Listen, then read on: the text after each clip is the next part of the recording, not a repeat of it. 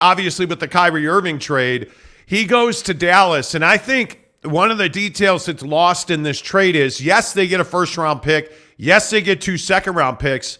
But the Dallas Mavericks also got Markieff Morris, which I think is a big deal when you send out Spencer Dinwiddie as well as Dorian Finney-Smith, and it makes you feel like the Dallas Mavericks should be better. But, Jake, are the Dallas Mavericks now NBA Finals contenders? Yeah, I'm not ready to say that yet. I think that, the natural reaction is to question this roster a little bit. So you get to the Western Conference Finals with Jalen Brunson, and, you had obviously that really, contentious series with Utah and a couple other series and things you went through.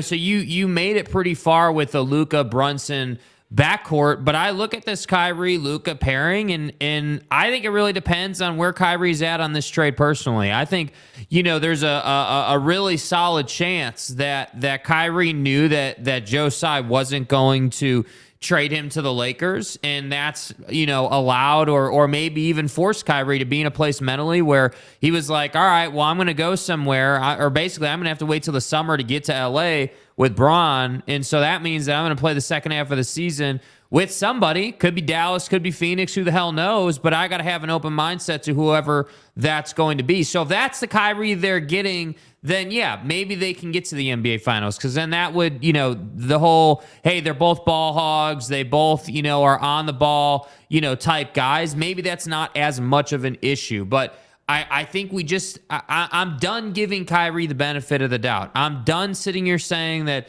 this guy is a must-have on a team or is some great guy, because he's not. He is about him, and I respect that. But let's not sit here and just auto-bid them into the NBA Finals, because I don't think that's the case. Well, I think the shocking thing about this trade demand is the fact that Joe Tsai went out of his way to accommodate what Kyrie Irving needed. I feel like Joe Tsai bent over backwards to put Kyrie in a position where he could succeed, and I feel like Kyrie Irving paid him back by simply demanding a trade after the Nets said, hey, we're not going to guarantee your contract. Because do you guys understand that the Nets with Kevin Durant and Kyrie Irving in the last 4 years, those two guys have played the same game together only 88 times. I said 88 times in 4 years, Kevin Durant and Kyrie Irving have played together. Yeah. Now, some of that absolutely is that Kevin Durant's had his own injury issues. But a lot of this is the Kyrie injuries, the Kyrie suspensions, just all of the ridiculousness that goes on with Kyrie Irving, and he doesn't play this game or that game. He misses an exorbitant amount of time. Yeah. And he's played just over, I believe it's 140 games for the Brooklyn Nets in 4 years. The guy has missed a ton of time. It makes it really difficult to rely on Kyrie Irving.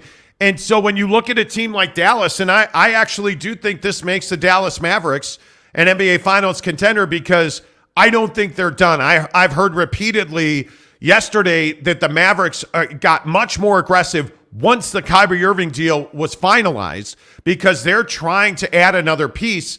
Because there's also this component, and I think finally people in Dallas are waking up to the idea that Luka Doncic is a very selfish player. And it doesn't mean that Kyrie Irving's going to have the impact he had in Brooklyn, because he also, by the way, needs the ball in his hands. Yeah.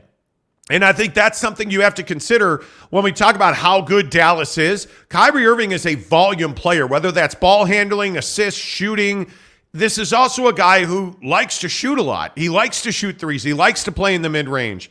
That typically has not worked with Luka Doncic in Dallas. Like whether it's Kristaps Porzingis or any of the myriad of players that have gone through Dallas, it has typically not been easy for other guys, other superstars, if you will, to fit in with Luka Doncic. And I think this is a big, big test for Luka.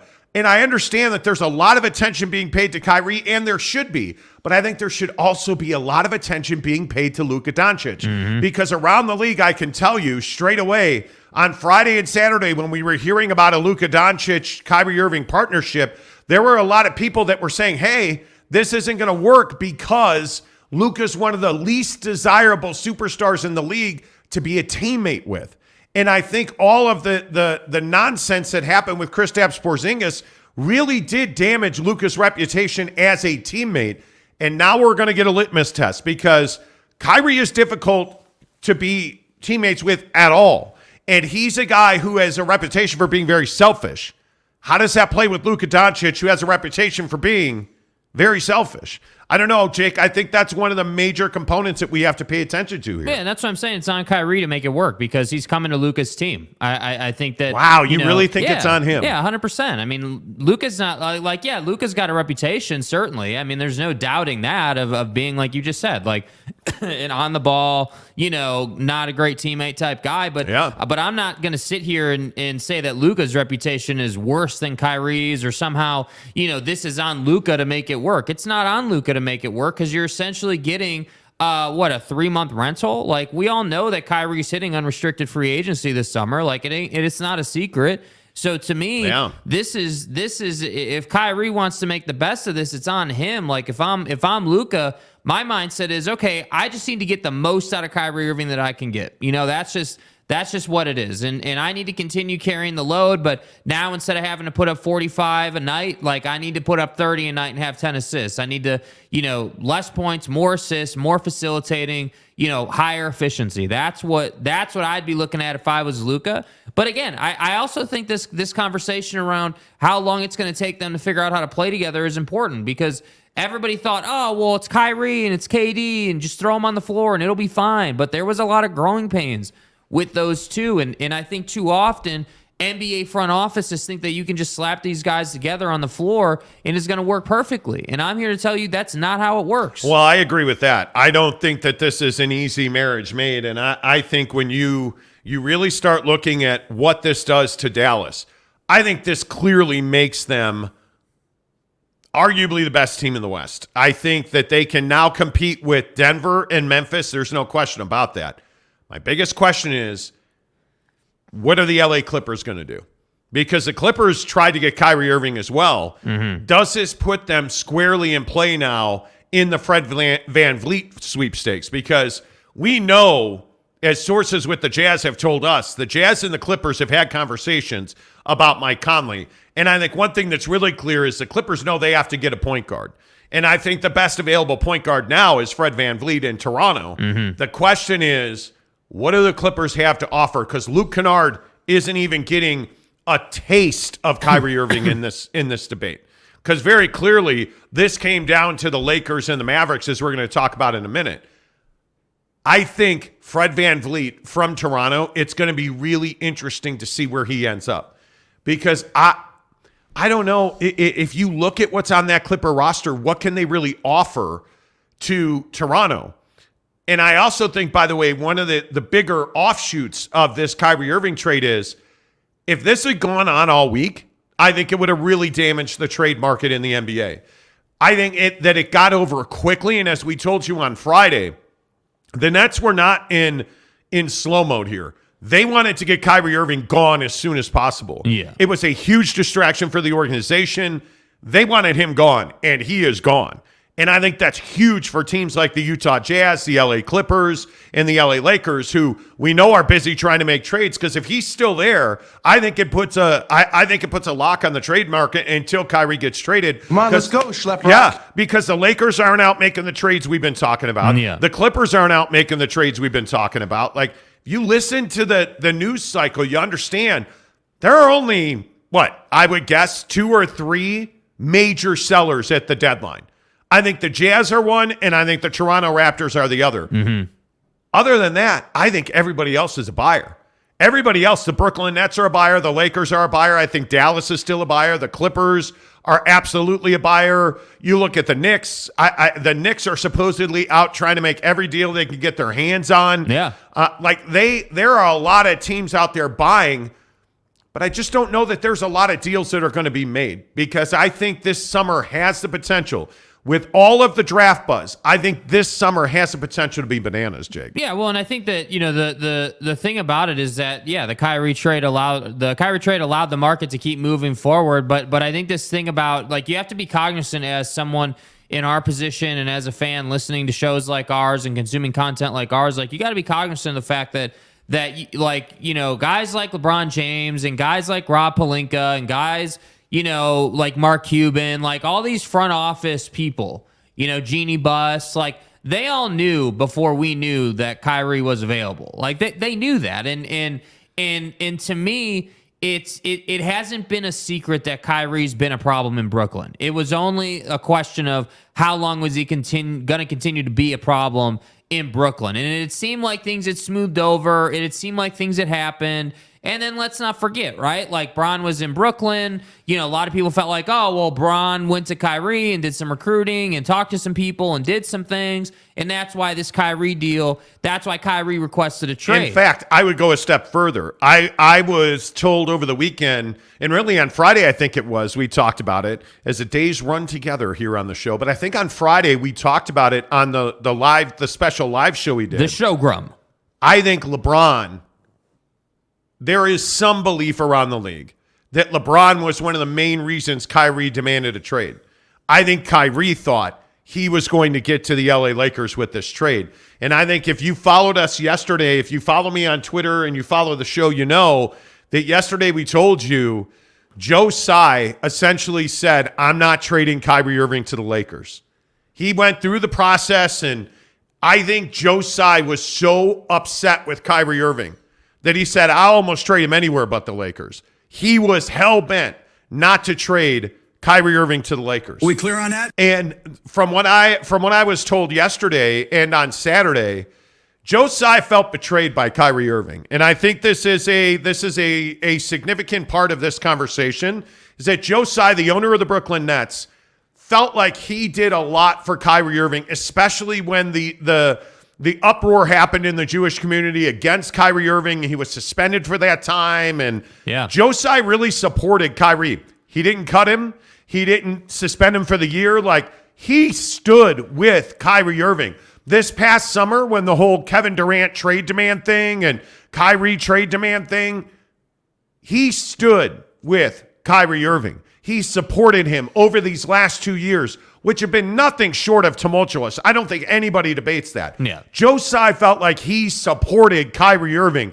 For Kyrie then to turn around this week and demand a trade a week before the NBA trade deadline, sources told me that Joe Tsai felt betrayed by that. And the moment that happened, Joe Tsai said, I'm done. He's gone. I want him out of here. And they traded him in 2 days. The biggest trade of the NBA calendar year in the last 12 months happened in 2 days. What are you, nuts? And I think that says, hey, we were open for business. We wanted him gone. I think that very clearly is how this trade got done. Mm-hmm. But sources close to Brooklyn and around the NBA told us that Joe Tsai was never going to trade him to the Lakers. They went through the process. They took offers from the Lakers. And frankly, as we told you, Jeannie Buss went all in on Kyrie Irving. Sources close to the Lakers also told us that Jeannie Buss was like, yeah, let's do it. Give him the 2 future first-round picks. Let's include Austin Reeves. Let's get this deal done no matter what it takes. Because I think now, over the last couple of months, and it's mind-blowing, but I think over the last couple of months, Jeannie Buss has finally recognized that LeBron James is still one of the best players in the world, and that LeBron is in a position and playing well enough to carry this franchise with just a little help through the Western Conference and potentially to another NBA Finals. If they can just get AD to stay healthy, and if they were to add Kyrie Irving, the LA Lakers are a championship force in the Western Conference. She went all in, to her credit. And if we're going to sit around and rip Jeannie Buss, I think you also have to give her some credit. She finally said, do what you have to do. We're all in to get Kyrie Irving. And unfortunately, and unbeknownst to the Lakers, Joe Tsai was never going to trade him to LA, because I don't think there's any doubt Kyrie Irving's preferred destination was the Los Angeles Lakers in the same locker room as LeBron James. No. And I think Joe Tsai was never going to let that happen. Yeah. So I think it's been a very interesting process. But I also will tell you quite confidently, I feel like we nailed this Kyrie Irving trade. We don't often take victory laps with illustrations on this show. Right, illustrations. Right, but it's time for illustrations on the program. If you look at what we have here, and you just start looking at some of the things that we told you that were going to happen. We'll start with this one right here. We tweeted this NBA sources tell me the Brooklyn Nets fully intend to trade Kyrie before the trade deadline, and Joe Tsai has said Kyrie will not play for the Nets again.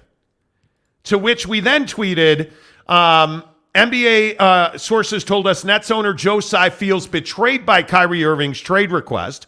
Tsai has told people in the organization he supported Kyrie when just about everyone wanted to cut him. That in addition to accommodating all of Kyrie's other quote-unquote baggage throughout the last several years. And some of that baggage is related to his conversion to the Muslim faith, because that had a huge impact on Kyrie's abilities to play during Ramadan, which from sun up to sundown, part of the Muslim faith requires you during Ramadan to fast. So you do not eat from sun up to sundown, which, by the way, that time of year, Kyrie Irving's playing NBA games. Kyrie Irving is training, practicing, getting ready to play. And there were a lot of times where his teammates were frustrated with the fact that Kyrie just didn't feel good. Kyrie didn't have his normal energy. And you would see him on the Nets bench eating, coming out of the locker room with a sandwich at one point because the official time of sundown had hit and he was able to eat for the day.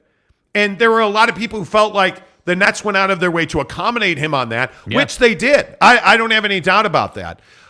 We moved on to, hey, NBA sources told me Lakers owner Jeannie Buss is all in on Kyrie Irving, has told Rob Pelinka he has her blessing to trade players and draft picks to make a deal happen. I'm also told Kyrie has let the Lakers know he would sign an extension in LA. Because one of the big questions here is Kyrie, for 1 first-round pick, 2 second-round picks, and 2 29-year-old players who, frankly, Dorian Finney-Smith and Spencer Dinwiddie are not young, but certainly still have probably, 5 years left in the league. That's a lot to give up for a guy that's going to be a 3-month rental if worse comes to worse. And Kyrie, who we told you, hey, his agent and his representation have been talking to the Lakers, amongst others, about the future, and he had told the Lakers, I will sign an extension with you. Now, we got a lot of heat for all of those tweets. And then Chris Haynes comes out and says, the Brooklyn Nets received LA's trade proposal that included the team's 2 first-round picks and a Phoenix offer of Chris Paul, Jay Crowder, and unspecified picks.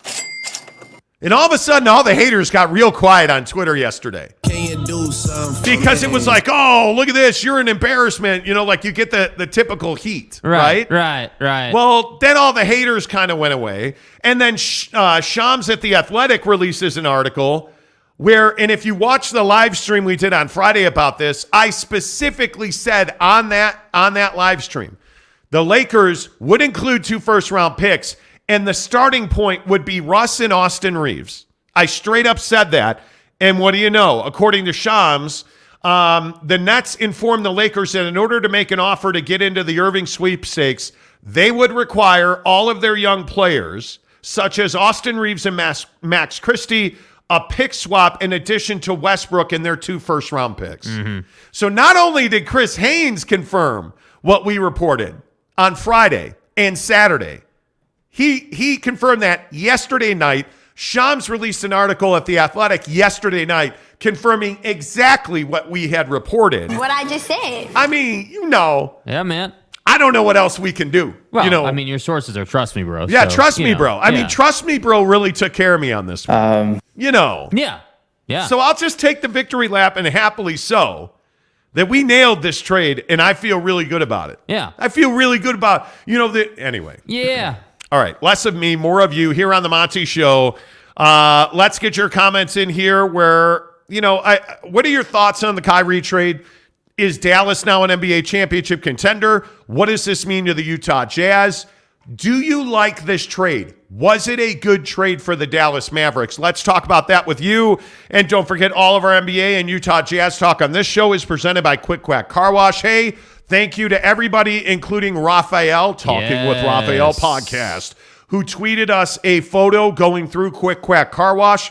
Love when you guys do that. Would love to be able to hook you guys up with Quick Quack. Make sure you go through. Make sure you tell them you heard about it on the Monty Show, because I'm telling you again, over the weekend, Klaus was looking amazing. My Audi SQ5, as it was pulled up onto a flatbed, I actually noticed I got in the car, I guess it was Saturday night, to come to the Utah Grizzlies game. And my car was just dead, would not turn on. Don't know what happened. But I did notice yesterday morning when I was getting it pulled onto a flatbed, I was like, damn, those wheels look good. The little details that you get at Quick Quack Car Wash, like I have actual like steel wheels on my car. Like I have a great wheel package. And I don't clean them differently. I go through Quick Quack and they come out looking fire. And I love the fact that they give you damp towels to dry your car with. I love that they have multiple vacuum attachments. It's just a good experience. Finally, we have a car wash in Utah, Quick Quack Car Wash, that you look forward to going to because it's not crazy expensive. Their memberships are really, really affordable and well priced. Thanks. And the people are actually friendly. It's awesome to do business with Quick Quack Car Wash. All right, let's get your thoughts in here. Who is first in this morning? Oh, of course. Kanai Johnson says, Typical. Top of the morning, fellas. Kanai, you're more and more regularly. KJ's the first one at the top of the stack. He says, Kyrie and Luka look good on paper, but both are dominant ball handlers, so we shall see how this works. Totally agree with that. Yep. Totally agree with that. Yep. Jazzketball second in says, hey, y'all. Hey, y'all. Mavs got worse. That has been a common opinion about the Kyrie trade, that the Mavs are not better. But let's be honest, from a basketball perspective, the Dallas Mavericks are a better team. There's this no morning. getting around that Kyrie Irving's better than Spencer Dinwiddie or better than, Dorian Finney-Smith. Like, there's no absolutely. getting around that. But the problem agree. is, and I will die on this damn hill, NBA rosters and success in the NBA is not about having all the biggest names. It's about cohesiveness in your starting five. That's and right. That's the problem in Phoenix. That's the problem in LA. That's been the problem in Brooklyn, right? Like, it's not a problem in Milwaukee, it's not a problem in Boston. Like, you have these clubs that have cohesiveness and have developed guys and are working on things and they're going far in the league. And then you have other teams that want to throw a bunch of stuff on a roster and think that it's just going to auto work, and that's not how it works. I think it is really interesting to see how all of this plays out. It's such a shock that the Dallas Mavericks are the team that ended up with Kyrie Irving. I don't think it was a surprise that they were involved in it, but I think it's stunning that they are the ones that ended up with him. I thought certainly it would be Los Angeles. I thought certainly it would be the Lakers or the Clippers. I thought the Miami Heat. But it turns out the Miami Heat were simply told, hey, you don't have enough to even start a conversation, right? And I thought it was really ballsy of Mark Cuban and the Mavericks to swoop in like that. And I say, hey, good on you, dude. Like, I don't think there's any doubt there was shock around the NBA about that. I think that I agree with you about Mark Cuban, and they deserve credit. But I want to give all the credit to Joe Tsai. Stick it to Kyrie, dude. Like, give the guy the bird, send his ass out of here, but dude. But why like, wait so long to trade him? Because nothing in this world is black and white. Just because everyone's telling you to trade Kyrie and, hey, get this guy the hell out of here, that doesn't, just set aside the fact that he's one of the best players. Frankly, he's one of the best point guards we've ever seen in the league. Like, that's just the reality of the situation. You want to talk about handle, finishing package, shooting the three, shooting at all three levels. He's got a... Obviously, everything. He's an elite three-point shooter, mid-range player, finishes at the rim. The only thing that he lacks in his passing. Passing has always been something that's second in his game, and that's fine. But it's not fine when you're on a team with a guy who is, frankly, one of the best players in the league right now. So that's why I say, like, I love that Joe Tsai finally just said, hey, you know what? I'm done with this. I'm over it. Like, I'm moving on from this guy. Like, I love it. Totally. Connor Tulin simply says, more Monty in the morning. That's exactly right. That's right. Good morning, Connor. Anthony Kobe this morning, if you don't smash the like button, you just might be a casual. You're exactly casual. Right. We are 500 views deep into the show with only 22 likes. Let's go hit the like button. Appreciate you mentioning that, Kobe. Blake Phillips, people are reporting Arizona State are not considering the Big 12. Okay, maybe they're not. Tony S22 says a lot of talk here in Miami about Jovic going to Utah. Absolutely, and we told you that last week, that Miami has kind of moved on Kelly Olynyk and Malik Beasley. We've talked a lot about both of them being available. Miami has become the aggressor, especially on that combo of Kelly Olynyk and Malik Beasley. And late last week, they agreed to include Nikola Jovic in a deal for Kelly Olynyk and Malik Beasley. And I think that you can make that deal happen. The problem is the Utah Jazz, I am told by sources within the club, want nothing to do with Duncan Robinson's deal. Like he's making $15 million a year, I think, and he just cannot defend. He's a lovely shooter, but the guy just is a defensive liability and you can't play him. He does not make you better, especially when I believe he's got 3 years left on his deal. The Jazz just don't want anything to do with Duncan Robinson's contract. That's going to be a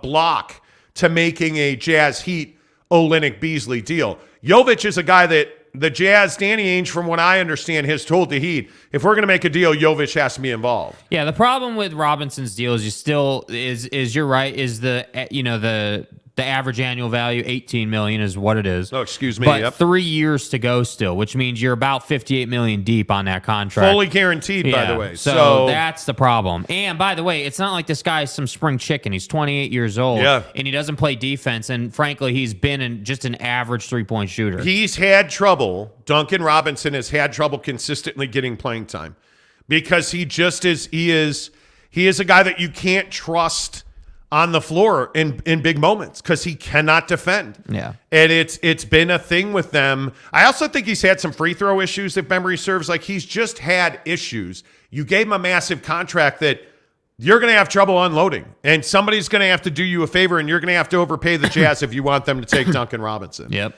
And I don't know what that looks like. I mean, if I'm the Miami Heat, I understand why you want Beasley and Olynyk. I mean, they need depth and size, and they need another three-point shooter on the wing. By the way, you're also starting Tyler Hero now. So, like, the dynamic in Miami's changed. And I think one of the other things with the Heat is Jimmy Butler's not getting younger. He's getting older. And I think if they are in a championship window, and I think with Jimmy and with Bam and with Hero, you probably are, but you're nowhere near Boston at this point. I don't know that. I mean, you can. I don't know. Is Miami that much? Is Miami significantly better than Philly? No, they're not. I think Philly's better. I think Cleveland. Is Miami better than Cleveland? Not definitively. Not definitively. Are they like they're better than the Bulls? I would take they're better than. But look at Milwaukee. Miami's not better than Milwaukee in my opinion. Like you're now better than Brooklyn. I don't think there's any doubt about that. I don't know. We also got to talk about that. I like what Brooklyn's got. I like how this kind of worked out because Dinwiddie's a big time player. He's a big he's a big moment player, and I think that Dinwiddie can be more than what Joe Harris has been for this team. Meaning that Dinwiddie can knock down the three, but Dinwiddie can also get his own bucket, and that's kind of the difference when I look at this roster for Brooklyn. Like I'm looking at this and I'm saying, okay. Yeah, I like me some KD, Claxton, Dinwiddie, Royce O'Neal. Like I like that. That's a lineup, frankly, that can play some defense. I'm not saying that Dinwiddie's some amazing defender, but he's certainly not a liability on a defensive end. Right. And you combine him with Claxton, who's a guy that obviously is still up and coming, but I think has made major strides and major improvements. He's still one of those guys that you can hack a Shaq. He's got to work on that. But, other than that, like he's a pretty good big in the league. So to me, I think that what's being undersold is what Brooklyn is now. Because I think Brooklyn, without Kyrie, without that distraction, yeah, certainly on paper it's all on Durant, but Durant's shown that he's willing to be unselfish and he's willing to make the right basketball play. Yep, totally agree. Marby Dog, good morning to you. He says on the show Friday, you both said over and over the Mavs would not get Kyrie. Wrong.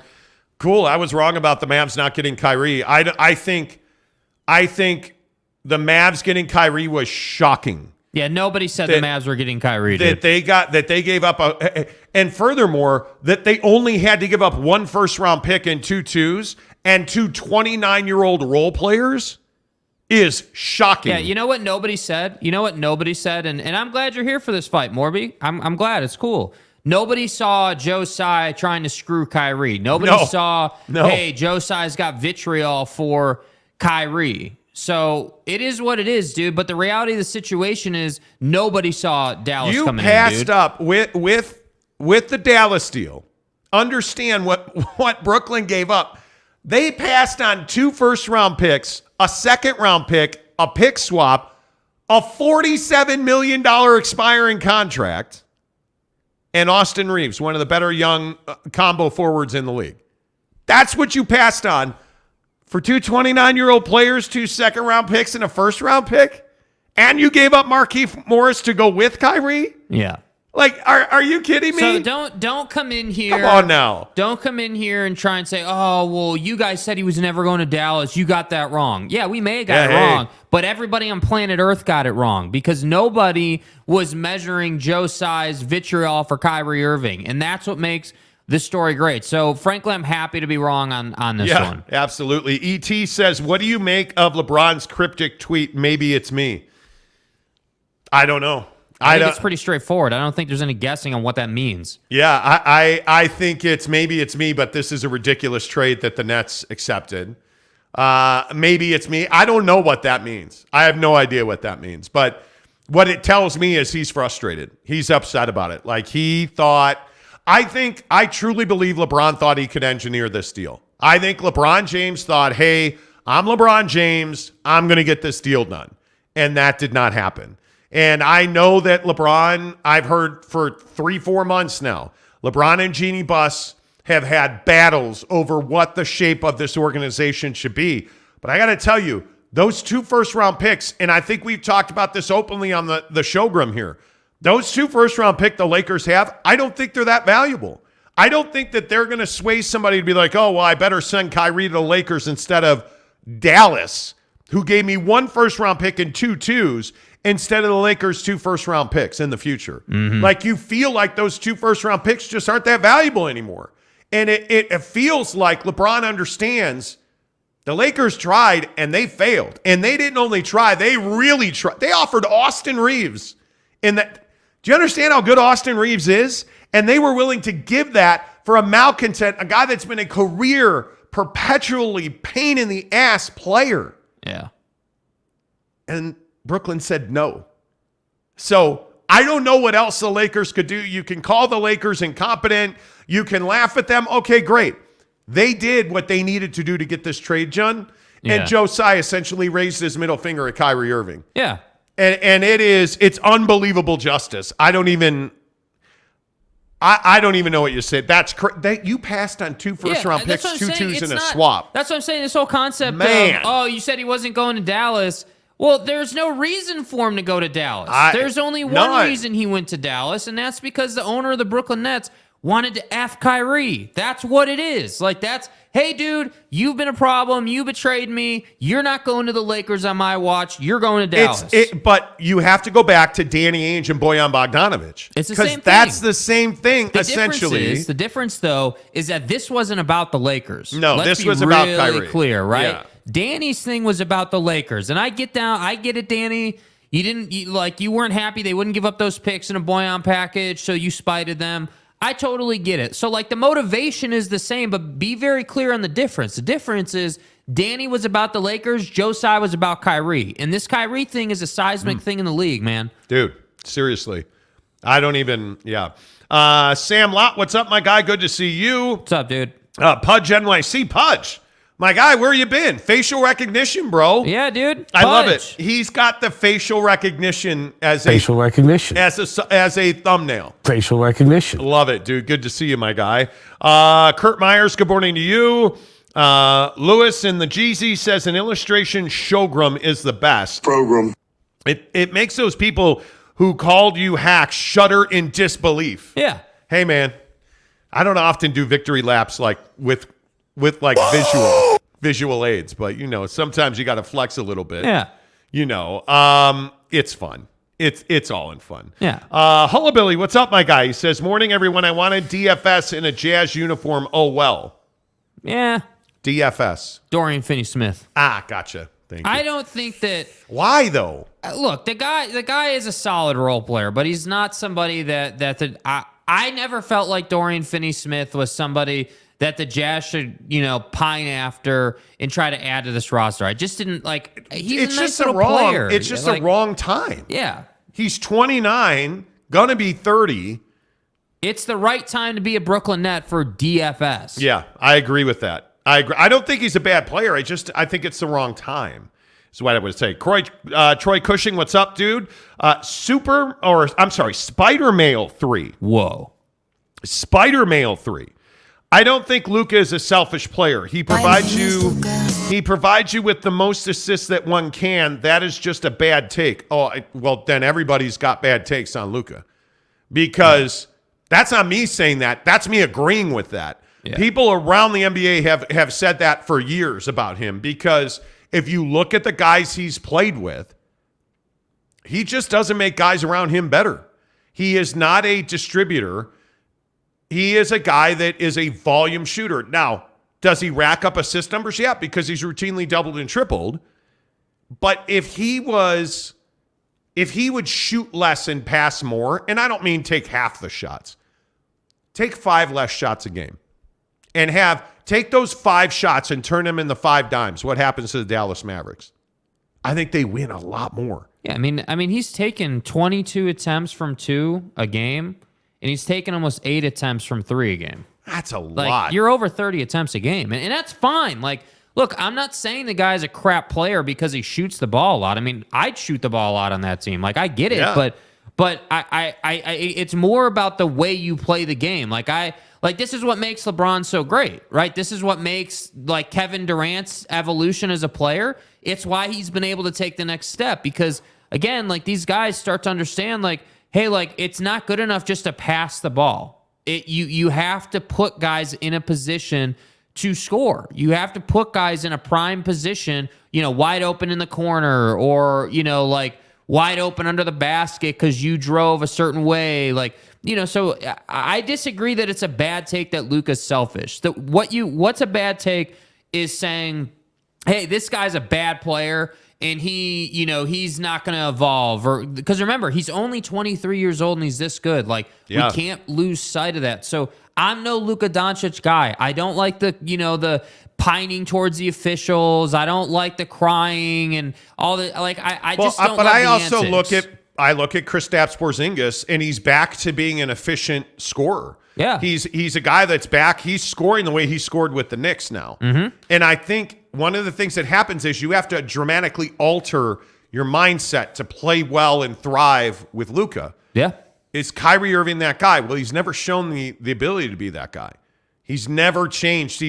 The moment he left Cleveland, he was a wreck in Boston. He's been a wreck in Brooklyn. Like, it's just, and I do think that there is something to be said that anything in Brooklyn is going to be a wreck, because I just think there's no leadership there.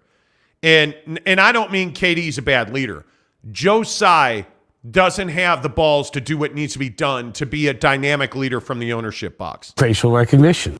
He's no Jimmy Dolan. But he'll do. I think there's just a lack of leadership in that organization. That's just me. Like, I think that's a big problem there. It is a big problem. And let's see what happens when Kyrie's not in that locker room anymore. They got rid of 2 big headaches. And the other issue is, when you look at what they gave up to get James Harden, like, they're in a hole for a long time. They're making trades and they're signing free agents, or they're not going to add talent. They don't have draft capital. Yeah. They're not, what is it? Their next 4 or 5 drafts are essentially gone to Houston because of the James Harden But this deal. is the flow of the league, right? Let's also, like, I don't disagree, but let's also be real. Like, you've got a lot of talent on that team. Like, you should be able to make a run here. You should be able to get to the Eastern Conference Finals. Yeah, I would agree. Marby Dog, I don't know what this means. Massive copping on the show today. What does that even mean? What does that mean? I have no idea what that means. By the way, Marby, hey, bud, like, I love that you're on the show, right? I love it. But you're the only one saying negative things. You're the only one bringing negative-ass comments to the show today. And the reality of the situation is, I've seen 3-4 of your comments that we haven't read so far just because we get so many comments, but I've seen them going through the stack. And you're the only one talking about how, we shouldn't dislocate our arm, patting ourselves on the back. Well, guess what? I'm going to pat ourselves on the back. Absolutely. When we get, quite literally, not an exaggeration, quite literally thousands of comments a month saying, hey, you guys don't know what you're talking about. You don't have sources. This guy gets his ass beat on Twitter constantly because, that's what Twitter is. Like, well, but you do. There's always some commenter, tweeting at you about, oh, this guy's making this up. And is this even reliable information? Like, I see it all the time, dude. See, like, that's what Twitter's become. But my point is not, like, my point is that we're going to take a quick little victory lap for 2 minutes to show you the work we put in, because, by the way, it's not like we just show up and do the show and go home. There's a lot of work that happens behind the scenes. So, Marby, you can keep trying to bring your negative ass comments in here, but I'm not here for it. This should be a positive energy type show. Nameless Ghoul says, I think this trade is terrible for the Mavs. Too much baggage with Kyrie. Dude's never happy. Hey, well, I think there's certainly a risk, right? Like, that's part of the risk. Like, Kyrie's going to free agency. Mm-hmm. And if Kyrie wants to get paid, he's going to have to be a good citizen in Dallas. And I think you're going to see that when you have all these guys that are on contract years, like their last chances, you have to behave. You have to perform. Like, I mean, you look at guys like James Harden, who left a ton of money on the table. He's having a great year. You look at a guy like Kyrie. After this incident with his comments about the Jewish community, and he's having a great year. Like, that seems to have already been forgotten, and a lot of that is he's been arguably the best player without KD on the floor. Like, he got traded like that, man. 2 days, gone, done. Demanded a trade, see you later. And they got a first-round pick and 2 2s for him. Like, these guys have value around the league. Is James Harden in Philly next year? I don't know. Is Kyrie in Dallas next year? I don't know. But like, James Harden in Philly is a good example. Like, you notice how that's just been kind of average? They haven't won anything. Like, you've been dealing with this or that, or like I'm not saying they suck, but they haven't been like amazing. But he's been really good. I don't know how you look at James Harden's year and you look at the fact that he is 21 points, 6 boards, and 11 dimes a game. Mm-hmm. The guy has been putting up for them. I mean, the problem for them has been like, if I'm Philly, I'm trading Thibault. You have got to find a way to consistently score more. And I think he's been really good. If you look at the guys around them, Joel Embiid's had an MVP kind of season again. He's averaging 33.5 points a game. Yeah. My God. And 10 boards and 4 dimes, and 2 blocks. But you look at Harden putting up, Tyrese Maxey, that's my dude in Philly, I'm telling you, 20 points a game. 20 points, 4 dimes, he's putting out. But Tobias Harris is, I think, making $30-something million. He's putting up 16 points a game. Yeah, that's the guy you need to move on from. Right? You look at somebody like Matisse Thybulle is putting up 2.6 points a game and 1 rebound. That's a guy you need to move, right? Dude, Tobias Harris is making $36 million a year, bro. Dude. Tobias Harris. By the way, he's still got next year, and then he's an unrestricted free agent. Yeah. Tobias Harris is 30% of your cap. A salvageable role player, not $36 million. Come on. So anyway, here nor there. My point is, we'll see what happens. We'll see what happens with, does Brooklyn wind up trading Joe Harris? I think they do. Do the Lakers get in on that? I think they're going to try. I also think that's one of the storylines out of this Kyrie trade I'd be watching. The conversations that didn't lead to a Kyrie trade, do they lead to a trade this week? Yeah. Because I think there's a real chance they do. I think there's a real absolute chance that they do. Art H says, what the Clippers going to do? And then he screams, answer me. And we get thousands of comments a show. Settle down. If I had to guess at what the Clippers would do, I think they're in on a point guard. Yeah. Because one of the things that you're seeing, if you pay attention to the Clippers, they get into the fourth quarter and Kyrie and Paul George run out of gas. They've got to get somebody that can allow those guys to just trot up the floor and take a couple of breaths. Yeah. And, hey, if that's Fred VanVleet, that's even better. If it's Mike Conley, that's good. Not great. Fred VanVleet would be a home run.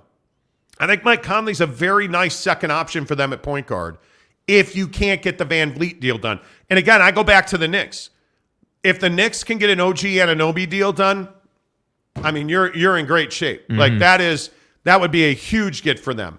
I also, by the way, still maintain Markieff Morris needs to be an important player. The Dallas Mavericks still need a knockdown. They need a Malik Beasley. Yeah. They need a knockdown three-point shooter to go with Kyrie and Luka. Because Luka is turning into a guy who is far less reliant on his three because he just can't make it as much. I mean, he is, if you look at his numbers, he is really not having any, what did you say? He's shooting like 8 threes a game? Yeah, and it's like 7.8 attempts a night right now. Statistically, he is on, let's see, on eight threes a game, he's only shooting 35%.